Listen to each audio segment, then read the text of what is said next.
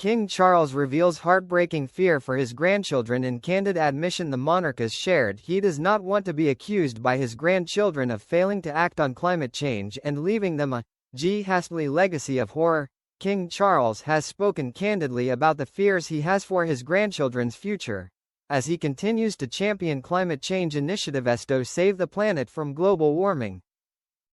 In a new documentary, the monarch told environmentalist Steve Baxhall Thotha finds it very frustrating that scientists' warnings about climate change still went unheeded, despite the planet being at a tipping point for change.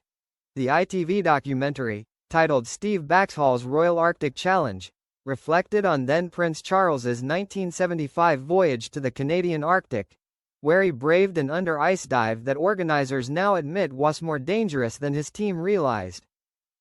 The king told Baxhall, "These things are rescuable, but it seems very peculiar to me that in other areas everybody takes what the scientists are saying as absolute vital truth, but in this case for some reason or other it is not so apparently simple."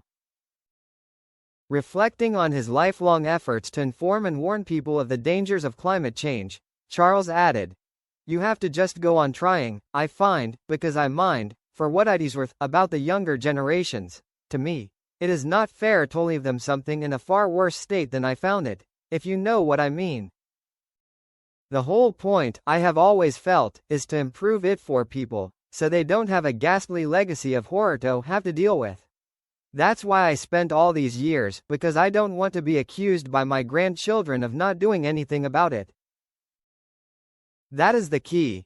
Charles went on to call his Arctic expedition in 1975 a formative experience, noting how it shaped his passion for fighting for climate change and protecting the environment.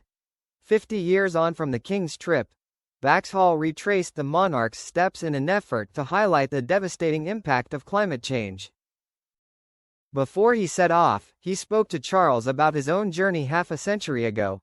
Charles reflected on his half-hour dive, 30 feet under the thick ice with physician and researcher Joseph McInnes, admitting he is now too old to take on such a challenge.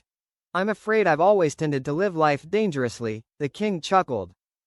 "Thank God I was young in those days, I could never have survived now. I think I'm too old to go back." The king said it was a fascinating experience, adding, "I wouldn't have missed it for anything. It was amazing in those days. Thank God I saw the Arctic as it should be. I learned a great deal from going there. That's the tragedy now, that it's all going so fast. I was very glad he was able to see it and I just want others to witness the same thing." The king said it was a fascinating experience, adding, "I wouldn't have missed it for anything. It was amazing in those days. Thank God I saw the Arctic as it should be. I learned a great deal from going there. That's the tragedy now, that it's all going so fast. I was very glad I was able to see it and I just want others to witness the same thing." As he recalled how the wildlife was unable to adapt to its changing landscape quickly enough, he added, "This is what I've been trying to warn about for years.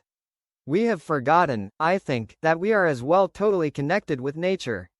The problem is trying to rediscover this link. What we do to nature is fundamentally a disaster for ourselves."